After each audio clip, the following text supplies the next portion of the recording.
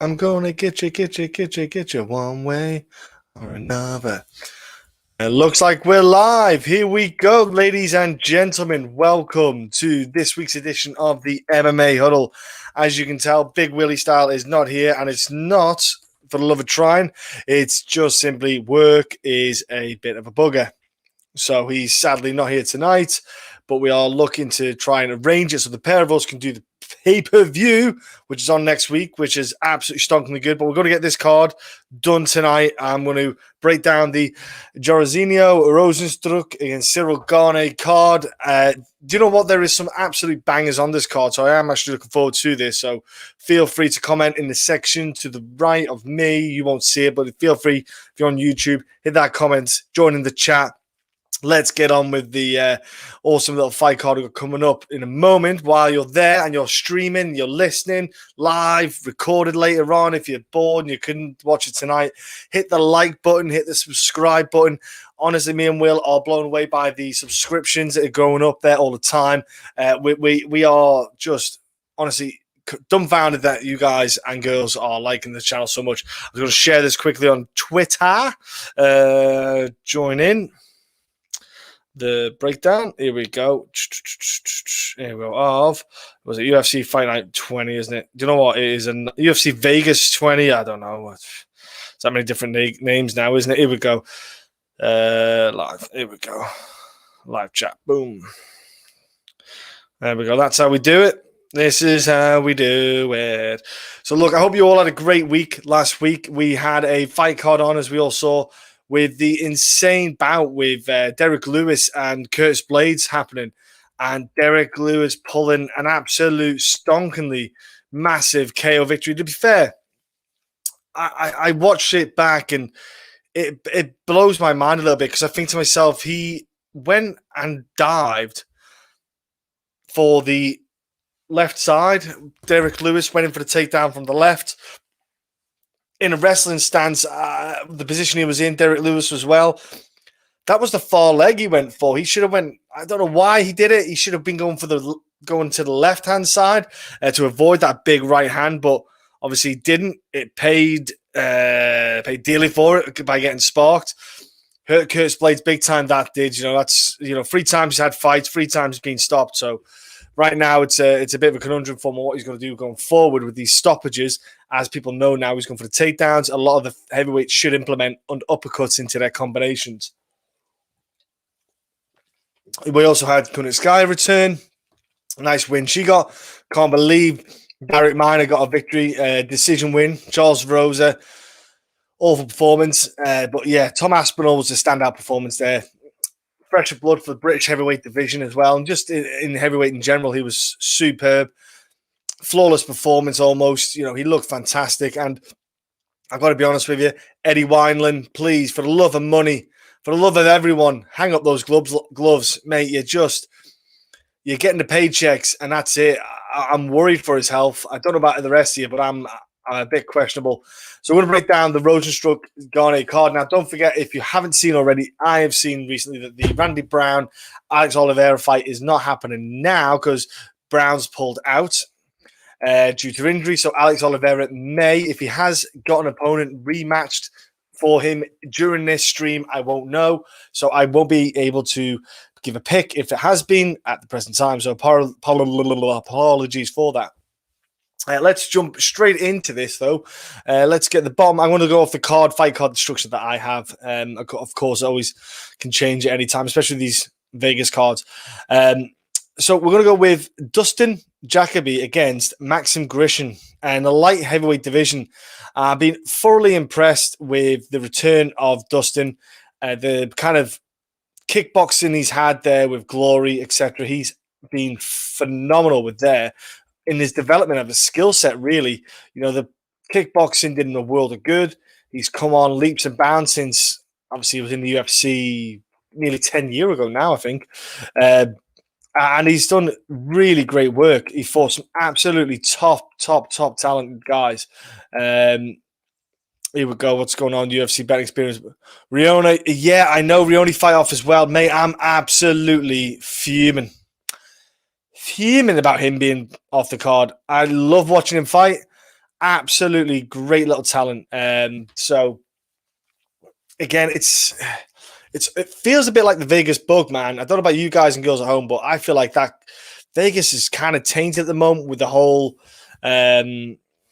Oh gosh, you know what I've just noticed here? That banner is. Let me just go into here, hide that, boop, and we'll edit that because you know what? It's not UFC Fight Night 20. It's actually UFC. We'll do UFC Vegas. I don't know what it is, guys. We're just going to call it that UFC Vegas 20. There we go. That's the one. Boom. Show it. Lovely. Yeah, guys. Man, that was a loss for us all. I love watching that guy fight. I think he's an excellent talent, Ronnie, and shit happened to Vegas. So, like I said to you, Dustin, though, great performance for his UFC return against Justin Ledet because I was a bit unsure because I thought to myself, you know, with all the kickboxing, he's going to come in with the kickboxing, showing the hands, showing the striking against the guy in Justin Ledet who is himself not a bad boxer. He's got good hands. He can throw good strikes. So he's a dangerous man in his own right. But man, he took apart Justin Ledet like it was no tomorrow. Those leg kicks were deadly. The hands were on fire. And it was just beautiful to watch, man. And I'm so excited to see what he could do. I think with Maxim Grishin, though, one of the problems he's going to have here, I mean, Dustin's going to have with someone like Maxim is the potential risk of takedowns, the grappling aspect, which could really kind of be a fault. And it's kind of like a bit of a hindrance to Dustin here. It's one of his weaker sides, definitely. It's one of the sides of him that he kind of gets short and caught out on. I think Maxim here, if he's going to win this fight, he has got to fight the grappling aspect. He's got to grab him, take him down, and just get him against the cage and kind of nullify the striking range. Because if he gets off those kicks, Dustin, as we've seen, it can nullify you, slow you down. It can really hinder your performance. I don't think Maxim, if I'm him, I'm going to be one of striking too much. It's not like he's fighting Ankalaev, who was a far easier opponent to strike at and pick apart on. You know, you're fighting a guy who's a far better striker than you in Dustin here, so I'll definitely go that way, man.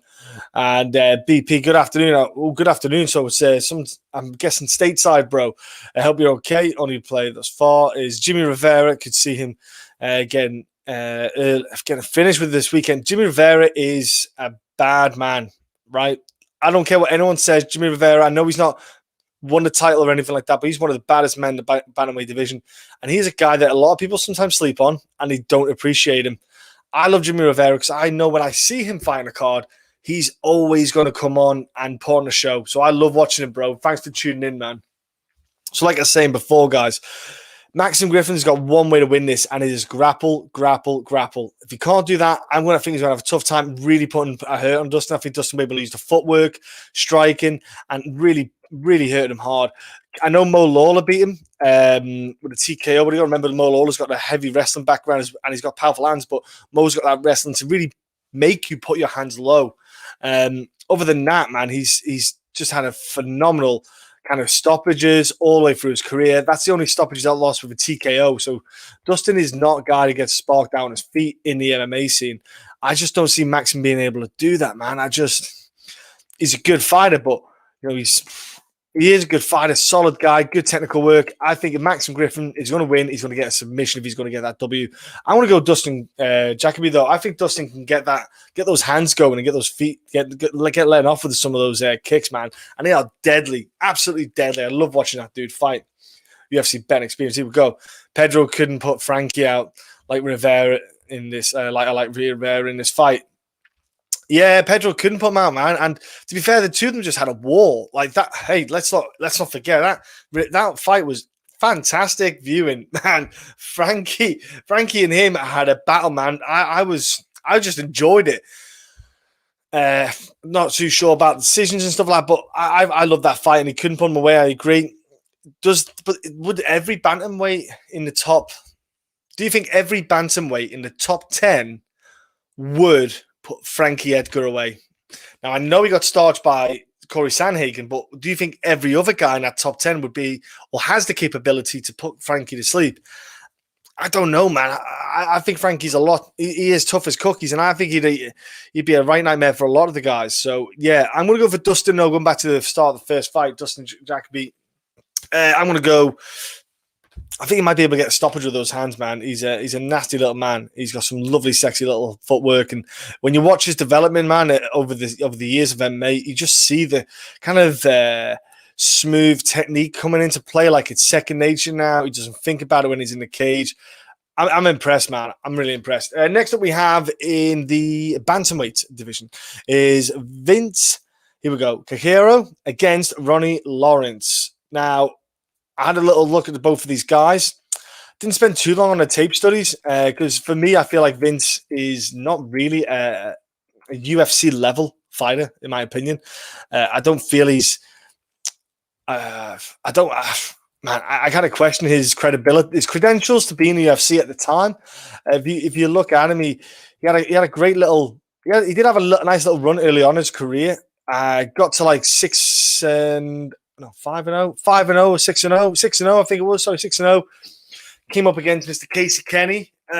Lost there. Then he had a fight again against some guy called like Shaolin Monk. His name did. I couldn't quite pronounce it. Don't ask me. Lost the decision there. He got the LFA win against that Marvin Garcia, but then he came into UFC short notice. Jamal Emmers. Don't get me wrong, I wasn't impressed by Jamal in that fight. Never mind. I thought Vince was tough to stand that fight and keep going, but I wasn't overly impressed by his performance as a fighter, man. I just didn't see anything about him that made me say that Vince has got standout striking, maybe grappling. I thought maybe the strongest thing he had was takedown defense. I thought he was a real problem for Jamal. Jamal was trying to get the fight to the ground quite often. I thought he did pretty well, to be fair, to stand up and stop those takedowns, considering the size advantage that Jamal would have had in that fight. But yeah, I wasn't overly blown away by how he performed and what he was able to put into there. Here we go, Lawrence, similar fighting style like Emma's. Yeah, Ronnie Lawrence, he is similar in that way, bro, and he's a good guy for. He's got just crazy conditioning, puts on a pace as well. Watched these, obviously, Dana White Contender Series bout where he beat Josie Johnson. Sorry, name was like a sieve on some of the names. Josie Johnson, that was it. He as well, been on the biggest scene with LFA as well. He's fought on Bellator where he didn't win, sadly, on that one. He lost decision. He's fought Valor Fights, who have done interviews for a few guys on that promotion.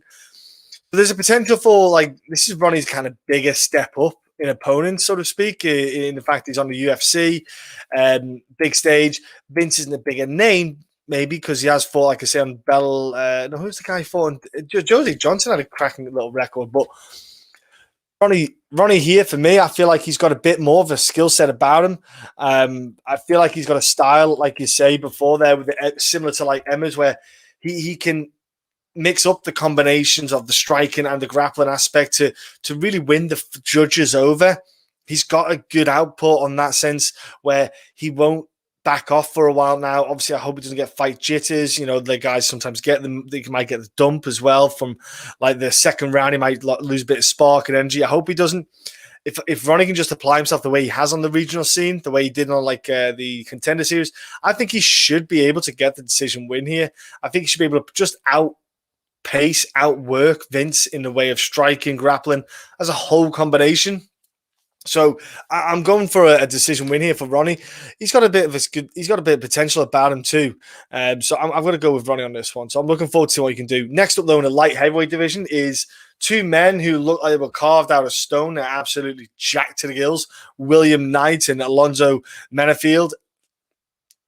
Honest to God, I think they'll just look there and think, where they're next? Absolutely jacked. They're just like this. Two tanks. I'm going to say I would be astonished if this goes outside the first round. I don't understand. You're going to see two men rock 'em, sock 'em. They're technically not the greatest. Alonzo Menifield, I feel like he's come into the UFC, big hands, swinging heavy. He was all or nothing. He risked everything, went in, went hard, and went for it. Super impressive as well, don't get me wrong. But then, like, for example, the OSP fight, he hurt OSP a couple of times. Obviously went for the strike and went for the victory, got caught with that. But actually, it was more a case, if you watch the tape back, it wasn't OSP got rocked by the punch. It was just he moved one way, the punch hit him the other way, and he kind of lost his balance. So to be fair to Menifield, it wasn't his fault that he kind of read that maybe incorrectly, but for that maybe OSP was injured. Lovely counter, step back counter hook. It reminded me of, was it Verdum? No, Verdum doing it to Stipe, where Verdum chased him. Stipe with a lovely little finish.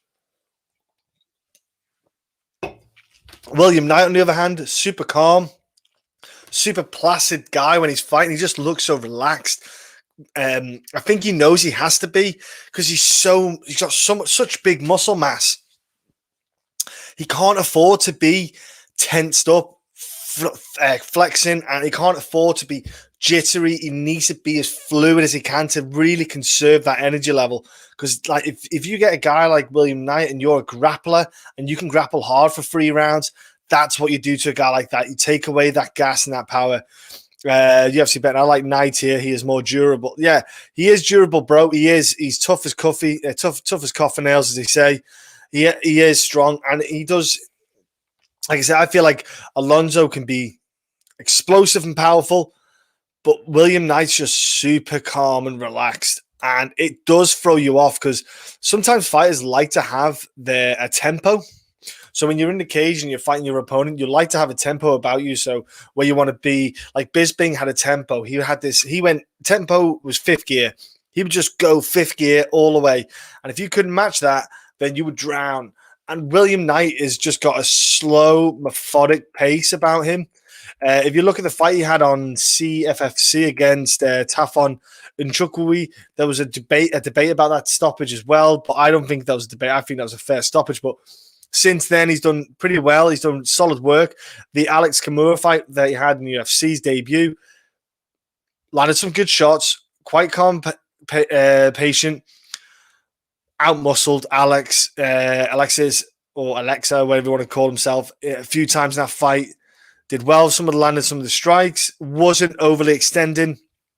Well, I feel with Alonzo Menifield, he does overextend, and he does sometimes go a bit too heavy with his striking. You can catch him. I think it's going to be a war between the two, almost like a rock'em sock'em. I've got to admit, UFC, but it's going to be a war. I like the one more likely stay standard yet. Yeah, I think William Knight, maybe he might be more durable 100% with this. And I'm going to go that way as well. I feel like William Knight, we haven't seen all of his skill set as well. Watching him on the regional scenes, never mind in the UFC, I think there's a bit more to him. He's got his feet now. He's got his first fight out of the way, which is a decision. So that's actually quite good for him because he knows what he can do for 3 rounds. It's a hard fight for him, a grind and fight. I thought he put on a good performance. So I'm going to go William Knight. I think it's definitely going to be a first round here, guys. I'd be amazed if it goes after the first. So I'm going William Knight. Next up, we have in the women's bantamweight division, loving this matchup, Sabina Mazo against Alexis Davis. Hell of a fight because Alexis Davis, I know she lost 3 fights in a row. She's pretty much going to have a really big fat odds against her. Like no one's going to be looking close to what thinking she can do it. She's tough and dogged, and she's hard work to beat. Like, for example, if you watch her fights against the opponents, she keeps in your face. She keeps going forward. She's tough to beat. She's not a pushover, so I don't expect her to be this either. I think Mazo is going to have a tougher fight than some people think she is. I think she's going to be getting away for a little bit, and then when Davis starts to put that pressure on her, you might start to see Mazo have a bit of difficulty with the fight, have a bit of difficulty getting away, and she'll just then get a bit frustrated. One thing about Sabina Mazo is I love this girl's right head kick. It is so beautiful. She just whips the hips over, that leg kick. Whether she's just throwing a combination, she's coming in with the hands, and that somehow you just seen that hit kick come boom, and it pops up. It reminds me of the scene in Rush Hour with Chris Tucker, and he's in the circle of the triads, and he gets kicked in the face. And who did that? It is exactly like that. Sabina's just got this wonderfully smooth, and she flicks it out, and she doesn't put everything into it, and that's what makes that head kick so dangerous. You don't have to throw weight into your leg kicks. Your legs weigh enough as they do. Momentum is what gets there, and she, like she did in the last fight, she got the cut on the eyebrow of her opponent with the kick. There doesn't have to be a lot to do the damage. It can just be time. And also when you throw that head kick, it makes your opponent put their hands up, worry about the head kick themselves, and makes them less tentative to throw a counter strike back. I think Alexis Davis here, she is going to be fighting for her career. She's 36. She's for everyone, like literally everyone you can think of in the women's kind of MMA scene. Sarah Kaufman, Valerie Letourneau, she's fought absolute kind of staple names in the MMA. Shayna Baszler, she got Tanya Evinger. She's fought Julie Kedzie as well, who's obviously on the mic nowadays. Amanda Nunes, who she beat, TKO'd her. Who else she beat? Who else she fought again? Rosie Sexton, a British icon, I suppose, for you could say for women's MMA, kind of got the ball rolling there. Liz Carmouche, Jessica Rai, Ronda Rousey. The list goes on with this girl. She's fought everyone. She is tough as nails. I think she's got a tough ask against Mazo because she is just hittable. She just gets hit a lot. She's a target. Like her last fight, she looked like someone pumped her face up with a bike pump. She is just punchable. She's a punch bag. Sabina Mazo does a bit better getting out of the way. She's 23 years old. She's learning the game and she's learning it well. She's grown better and better. The last fight against Kish, getting that rear naked finish, she jumped on an opportunity and got it. That is going to put fear into her opponents now because the people are going to realize that she can do more than just strike with that regard. I'm going for Sabina Mazo. I think she can get the W. I think she can walk away with the win. So that's who I'm going for this time around. Next fight, coming out of nowhere, hitting you out with an absolute stellar matchup. We have got Gregor Gillespie versus Alex and Hernandez. Oh my goodness. Now that fight alone is a fight that I'm looking forward to on the card. I'm not really... if this fight gets knocked off, I'll be proper bummed out with the card. That fight is tremendous because you've got a guy in Greg Gillespie who's an insanely good wrestler.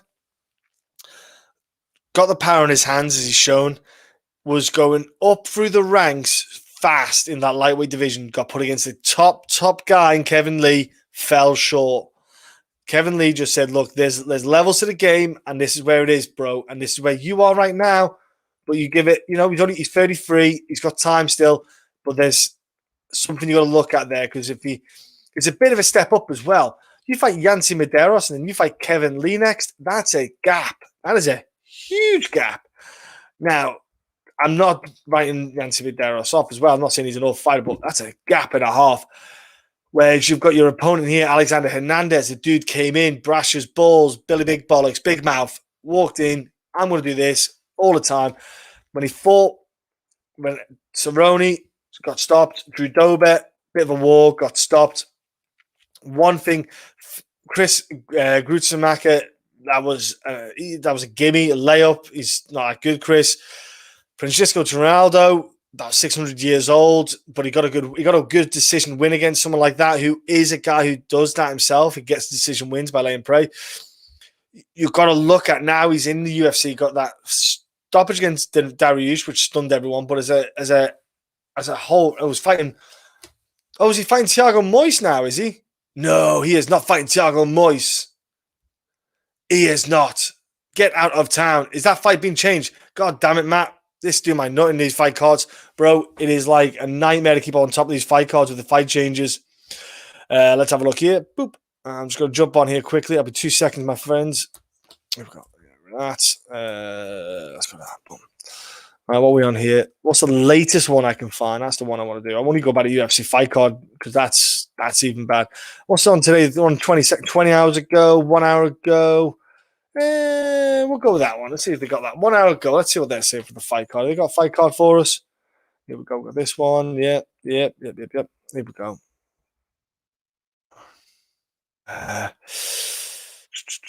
Thiago Moises. Oh, God damn it. He is. God damn you, world. Yeah, man. Okay, cool. Thiago Moises, that changed the whole game plan. I think here you've got it. Oh, Gillespie was never his opponent. Topology. Well, that is a nightmare, this. It's okay. It's all good, bro. It's not a problem, actually, because I think here, if you've got Thiago Moises, who is a submission man, absolutely, he's doing well with striking. I actually think Alex Hernandez, this isn't a bad fight for him. I think speed goes to Alex Hernandez here, and I think the striking does as well. Thiago Moises, if he gets the fight to the ground, that's where Alex Hernandez could find a bit of a problem. And I think you can have a rough day in the office with this one. Matt, I'm just going off I basically use the Wikipedia breakdown because they're not too bad at updating it, to be fair, but Obviously, sometimes you can edit it and it's a bit of a ball ache. So I've got 2 fight cards to go off now. So just to be sure, I'll go off 2 fight cards. Make it easier for everyone, bro. Yeah, it is solid matchup. I like the matchup. Don't get me wrong. I just think that Alex Hernandez here, if he can keep on the feet, he's going to be a rough time for your boy Pedro. Not Pedro. Sorry, Thiago Moises. I think he's going to have a rough ride of it. Let's have a look. Yeah. Yeah, I'm probably going to go towards Alex Hernandez in this one. I think that he has made mistakes. He is still learning that game. He's going to, when he goes against the guys who are upper level, he does seem to fall short a little bit. But looking at Thiago Moises, I think the guy is not that quick in the hands. Speed, like I say before. He's got the jiu-jitsu, which is phenomenal. But the Bobby Green win was okay. Bobby Green, again, should win about 10 more fights on his record that he's lost. Bobby Green could win so many more fights if he bothered. The Michael Johnson fight is it's like a red flag. Is the best way to think about it. Michael Johnson was lighting up Thiago Moises on the feet. Second round, jumped in for an ankle lock and got it. But if you don't get that ankle lock, as we've seen with guys who go for leg locks or girls, you can put yourself in a precarious position where you get ground and pounded and it's stopped. I would be really tentative on that one. I think that Thiago has done well to get bounced back with 2 wins against 2 tough guys in Johnson and Green. But I think Hernandez here could get the win. If I'm Hernandez, keep it on the feet, use my speed, use my power, you can really put Thiago away. So that's where I'm going. I'm going to swing over that one on this fight card. So, yeah, that is the pick for that one, bro. Next up we have is... I like this fight. I don't mind this fight at all. Alex Caceres against Kevin Croom. It's a veteran fight. Is the best way to describe it. They're 2 guys. Kevin's obviously been on the regional scene for an exceedingly long time. Earned his stripes. Got on the big show against Roosevelt. Nice guillotine finish. Roosevelt just didn't know what to do. Was lost, which is weird to look at a guy like Roosevelt that tall getting guillotined, letting himself get caught. Put his head in a silly position and got stopped. Simple as that. There's no other way to put it. You can't look at the Charles Bennett win that he had as well. It's like watching Bob Sapp when you watch Charles Bennett fight. It's awful these days. Awful. Yeah, Kevin's been on all sorts of promotions. Bellator, LFA, you name it. He's been around the show. Shamrock FC was another one. In fact, I've interviewed Kevin actually a while back, quite a few years. Titan FC as well. So, yeah, he's done it all. He has done it all on the regionals, worked his way up. So, kudos to him. But I feel like there is a limit and a cap to Kevin. And I think Alex Caceres is that cap. You know, let's look at Alex Caceres right now. Weirdly, that dude is on a 3-fight win streak. Kevin, Alex Caceres on a 3-fight win streak. It's weird to do, man. Last time he did anything like that was back in 2012, 2014 when he won 4 in a row back then. But that's just nuts, man, looking at something like that. He's somehow kind of reinvented himself. I don't know if it's a case that he's realizing that he has got a better skill set than he did have. Maybe he just didn't have a confidence, or he just maybe didn't put the heart or effort into it. Just a bit lackluster. But Kevin's got a hard fight because Alex is unorthodox. Footwork's awkward to deal with. His striking's okay. Cardio for days for Alex. He's not got bad grappling defense. I know he got beat by Croom Gracie, but let's be honest, Croom's an absolute gopping monster on the ground, so let's get away from him. He's not too bad with stuff like that. If he can stay on the feet, I think Kevin will have a tough time in it. Trying to just catch him and get hold of him and just really get those strikes landing. Yeah, it's a veteran fight. You'll see a lot of stuff happening in there where they'll just be cancelling each other out because they know each other so well. Now, don't forget, Kevin is trained by James Krause these days, and James Krause is one of those guys he's going to be the next big thing in coaching, and he is already a great, solid coach in that regard. But when he goes full time, as opposed to even jumping in and out of fights, I think when he can put his full time effort into it, you're going to have guys and girls go there that will be phenomenal. He will get UFC champs at that gym in time. I don't see Megan Anderson beating Amanda Nunes. She could do a Holly Holm and Ronda Rousey.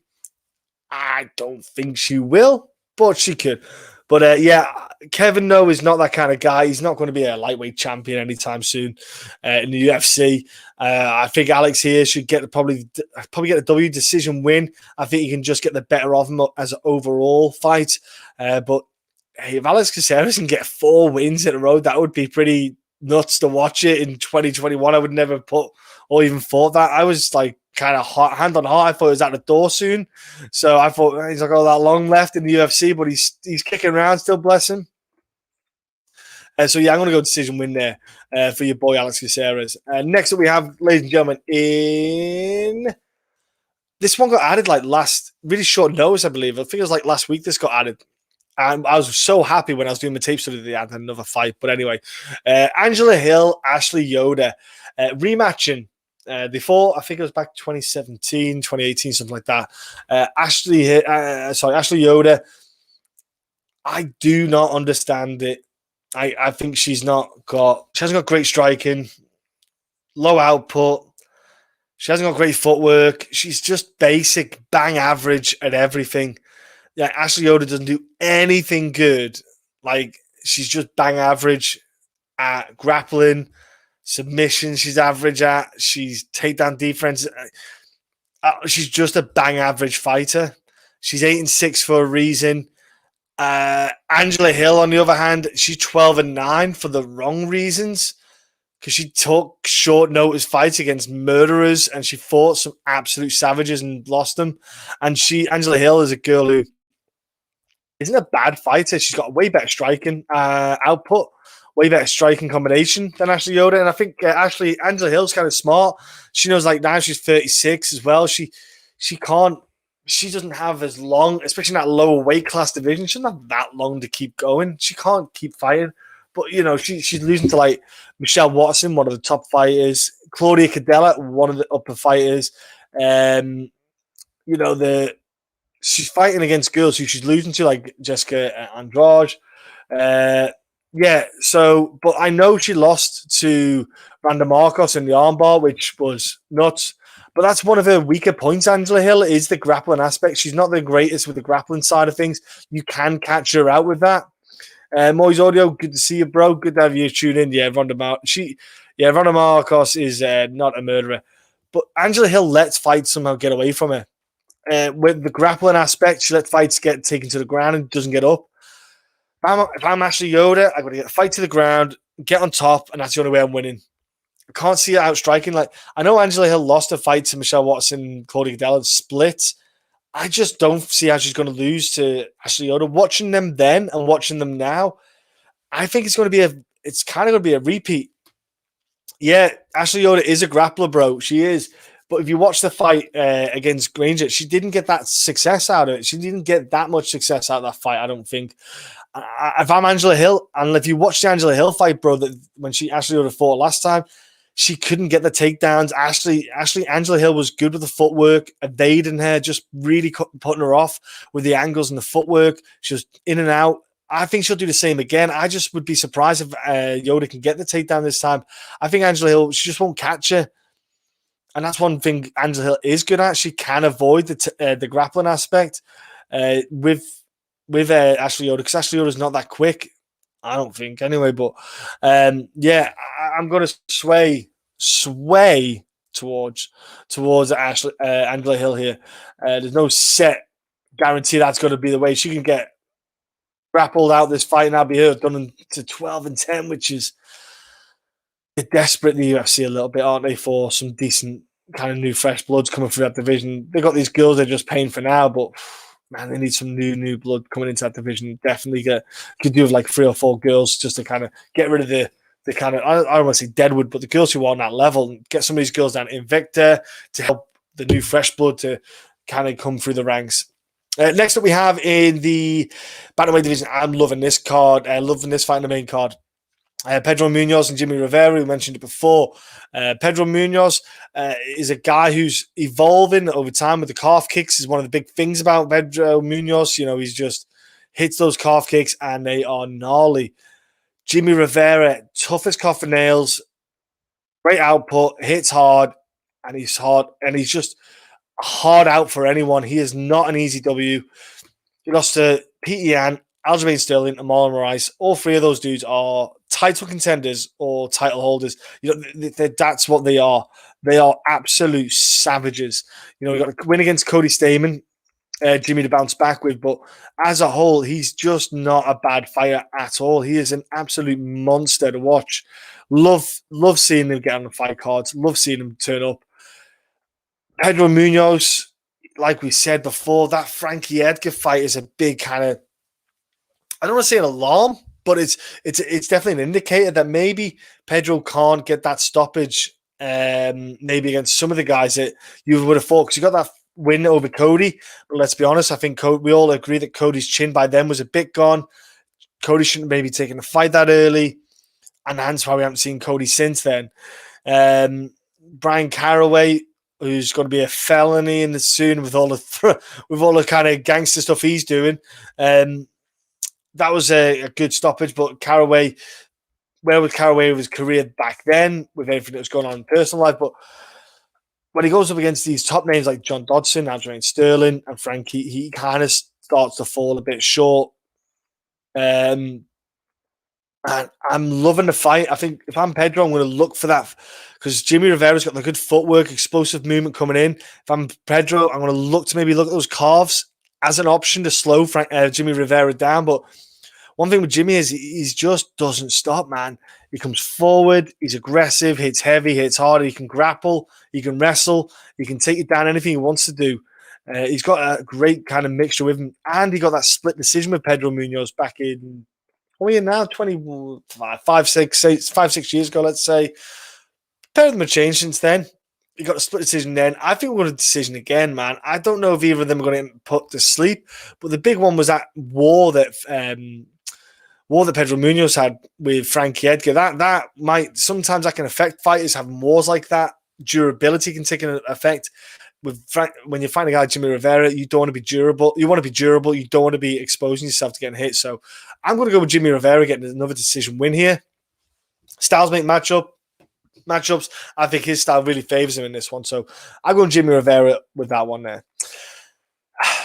A matchup now in the 125 division that I'm not overly fussed about. I don't know what you guys and girls think about it, but Montana De La Rosa against Mayra Bueno Silva. I'm not a big fan of Montana De La Rosa. Man, she's just a punching bag, isn't she? Let's be honest. Like she just likes to get hit in the face a lot. Silva, on the other hand, she's all right. She's okay fighter. She's got that submission game about her. That's what I think you've got to be wary of. I think De La Rosa, I think both of them kind of want that grappling aspect to happen. I think they both want to hit the ground. If I'm Bueno Silva, I'm looking at them on Montana De La Rosa as a punching bag, Yeah, Silva, the real queen of violence. Bro, if I'm Silva, I'm wanting to keep the fight to the feet for a little bit, just because Montana De La Rosa, she does get hit too much. She gets hit too much. She marks up too much. From a referee's perspective, judging perspective, that's a points there. That's points in the bag. So I'm looking like kind of at Silva on this side of things for the grappling aspect. They can do the grappling side of things where they can, they'll battle that one out, because to be fair, that's pretty much how Montana De La Rosa wins. She gets a submission. Other than that, she's not doing a lot else. But she herself, man, she's going against a tough one here against Bueno Silva. I just don't see Montana De La Rosa doing much. I'm not impressed by it at all. I haven't been that overly impressed with a lack of development, maybe, or evolution as a fighter. Yeah, I'm probably going to sway towards Bueno Silva here. I'm not overly keen on the fight myself, but I'm going to go and pick over Bueno Silva for this one, guys and girls. Decision or submission win for Bueno Silva, but it could, don't get me wrong, this fight isn't that big of a gap difference. De La Rosa could easily whip in an armbar herself or some kind of submission, so don't be shocked if she did. I wouldn't be. Next two fights are just violence in the making. You got Nikita Krylov against Magomed Ankalaev. I love watching Ankalaev. I don't even hide it. He's a potential one of the next light heavyweight champs in that division. The guy is so good with his calmness on the feet, his distance management, his striking is deadly, and he doesn't ever look flustered. Nikita Krylov, on the other hand, he's a hit and miss kind of guy. I just love watching Ankalaev fight, dude. Like, man, Kutilaba, like that really put that to bed, didn't it? When they got that fight, finally happened again, the rematch. He's put that fight to bed. Kutilaba can just sit down with that one and not come back on that. Dalche fight did great because you got to remember Dalche is this huge man, swings huge power. He handled that accordingly. I honestly, there's not a lot he's done wrong. Ankalaev, he's had the right opponents, right kind of matchups. He is going to fight a guy though who's going to go for the takedowns. Nikita Krylov, I feel in this fight. I think Nikita Krylov isn't going to be wanting to stand and bang with Ankalaev. Like the Johnny Walker fight, very heavy grappling base. He's going to want to try and really nullify Ankalaev with a striker, but I think Ankalaev can handle him with the grappling aspect. I think he can defend the takedowns as well as break off the cage and get the striking going again. I like Nikita Krylov in some matchups, but like I said, he just doesn't always show up. And I think that's one of the things I always worry about him. I think, is he going to rock up today? The Glover fight, don't get me wrong, he did well to get a decision there, not getting stopped by Glover, who's a monster. Jan Blachowicz, well, Jan was on a tear then. That was part of the tear that got Jan that title. When I was super impressed by that. But yeah, I think if I'm Krylov, I'm going for the grappling, get the fight to the ground, try to get a submission. But I'm going towards Ankalaev again, man. I think he can definitely nullify the grappling aspect. He's got great grappling himself, which just doesn't need to use. He doesn't have to apply his grappling Ankalaev in fights. I think we might get to see it a bit more this time. He's got when I say grappling, I mean as in the grappling takedown defense, etc. He's got that in his cap. I think we'll see a lot more grappling. We'll see Nikita Krylov really kind of get hit a bit more on the feet. I think Ankalaev will be smart about his striking, take his time with it. Ankalaev, maybe stoppage or decision win. Because Krylov, I'm going to tip my cap off to the man. He can take a punch, he can take a hit. He is not soft. Main event time. I need you guys to let me know who you are picking for the main event. I am blown away. Okay, Jairzinho, Rozenstruik against Gane. It is an insane heavyweight matchup. All they do is murder people. Rozenstruik, you either get knocked out by him or he's been stopped once in MMA. Gane, he'll pick you apart, submit you last second, or he'll strike you and finish with a strike. It is absolutely terrific, this kind of fight. The heavyweight division is just insane at the moment. And I'm stuck on who to pick. I really am. I keep going back and forth between the two of them. Honestly, I can't pick one outright winner in this fight. I can't go one way, definitely. I think Gane is still young in his early MMA career and his striking career, kind of ways like that. The Junior Dos Santos fight, great win. He had a lot of fights cancelled, though, which is a shame. The Shamil and Akbar Takimov fight would have been a good one. The Sergey Pavlovich fight would have been a good one. So he had a couple of matchups which I thought would have been great ways for him to develop and evolve as a heavyweight. Got the JDS one, got the win, huge moment. Tanner Boza, good solid win again against a guy who's just tough and puts on a good 3 rounds. Man, I don't know what to do, guys, because Rozenstruik hits like a freaking tank, as we've seen. Junior Santos, bless him, two guys who have had fun times against him. The Overeem fight, which he was losing. He was losing till then. Alosky fight as well. One thing that you'll get out of that, though, for Rozenstruik was that he got those 5 rounds with the kind of Overeem fight, which is a great thing for him as a heavyweight. Gane was seen. He is quite patient with his striking, quite relaxed. He has his hands a little bit low. I think he can't afford to do it in this fight. I think he definitely needs to be minding his P's and Q's. He has to be on point he cannot slack off. I'm stuck on it because I think Gane, if he gets the fight to the ground, maybe he could use the grappling aspect to really nullify Rozenstruik. And that's what I'd be doing. If that was me, I'd be going for the grappling all day long. Wouldn't be doing anything else other than that. But, man, 5 rounds, Rozenstruik has to hit you once and you're going to sleep potentially, guys. You know, that's how tough is Cyril Gane? How good's his chin? Have we seen it really tested? Gosh, dang, this is a horrible fight to pick. I'm going to go with... I love Cyril Gane and I love Rozenstruik. I hate the fact that they're fighting. I'm going to pick one now. I'm going to go with... I'm going to change it probably in about 5 minutes, but I'm going to go with Cyril Gane. Go on, I'm going to go with Cyril Gane. I think that maybe the opportunity that he has with the grappling aspect in him could sway the fight towards Gane, but I am not confident in this pick because it is horrible. It's a horrible way to pick that fight. Honestly, guys and girls, I'm stuck on the main event. I'd love to know your thoughts. Love to know who you're picking yourselves. If you are picking anyone, do give me a shout and let me know. I'm going to move away, though, to the odds side of things now, see what's going on with the odds, see what we've got here for the fight card. I'd love to know, guys and girls, who you're picking for the main event. If you've got any bets going on, let us know. And as always, hit the like button and subscribe. The more you do that, the helps of the analytics, the like on that like if you like the video. It sounds silly. It's a simple little click of the button, but it makes a big difference on the analytics for us. So just take 2 seconds to hit that button, guys and girls. Let's go quickly to the odds. What odds have I got here? I've got here Odds Shark. I want to go to, tell you what, I don't like that layout. Let's go to UFC. Let's click on that. And let's go to that. I want to, that's it. That's what I want. That's the layout. No, it's not. Okay, so yeah, we've got the odds popping up. Oh yeah, got Blachowicz and Adesanya coming up, guys and girls, next time. So don't worry, me and Will are going to do everything we can to get together for that one, as opposed to me doing this by myself. So just a heads up on that one. Sorry for missing out with that. Let's go to here. That's still loading. God dang. Here we go. So let's start at the bottom, work our way up. We have got here.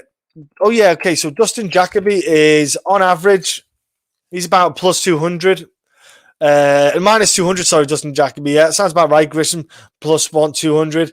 That's cool. I'm okay with that. Those odds. I don't know what you guys and girls think at home with them.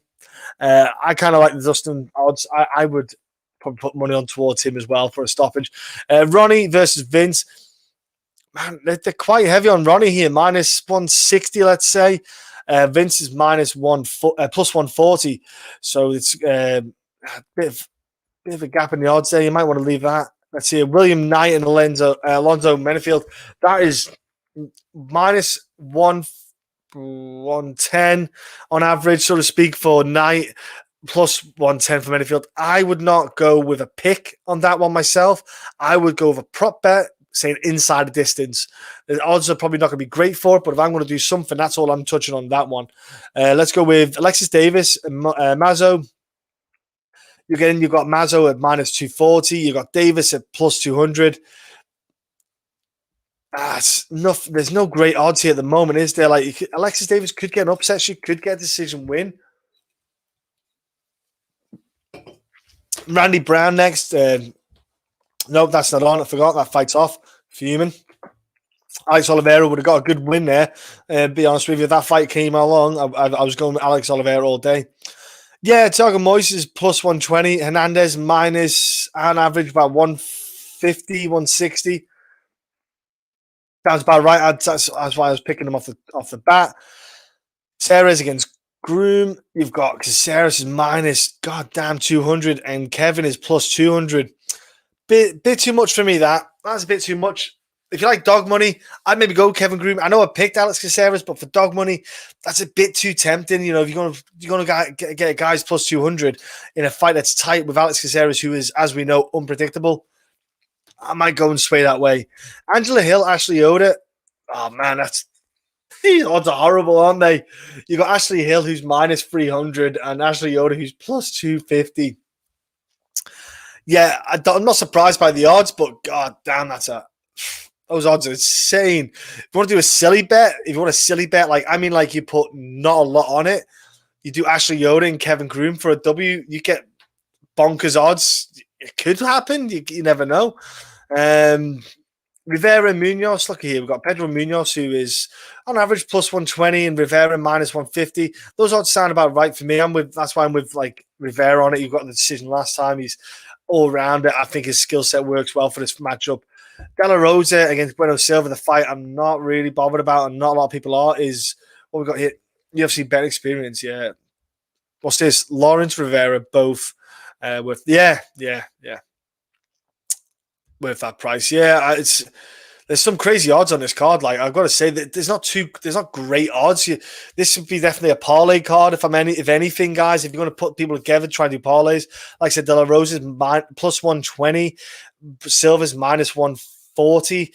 Sounds again tight fight, not much in it. I would avoid it because they're not. Yeah, it's not an easy one to do. Krylov against Ankalaev. Let's see here. Krylov is plus 270-ish. God damn.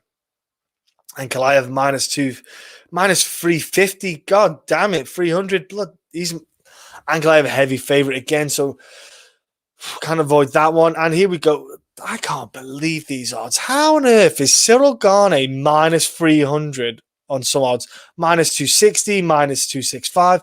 And Rozenstruik is plus 240, 220, 220. I do not understand those odds. Right, that fight is important. You cannot say Gane is levels different. Rozenstruik is a bad man. That should be like a plus 110, minus 110, because that's a close fight. I will not be amazed. I will not be stunned if I wake up on a Sunday morning and find that Rozenstruik sparked out Gane. I would not be shocked at all. Yeah, those odds though, like again, Cyril Gane, Rozenstruik, you want to do inside a distance along with the night one. You might get some better odds there, but these odds are rough, guys. Like there's not much in the way of betting. You might get better odds next week, as I can see here. Some good odds there. Amanda Nunes, she's only plus 1,000, and Megan Anderson's minus 1,000 from Nunes and plus 600 for Anderson, or 800 on some odds. So yeah, that's pretty good. Yeah, so you probably look at that card next week.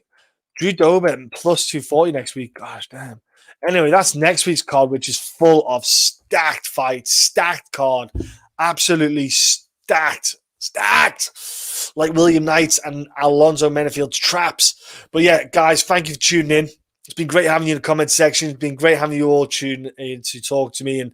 And look, sorry Will couldn't make it. He'll be back next week for the pay-per-view, I'm sure. Look after yourselves. Take care of each other. Enjoy the podcast. Comment. Join in.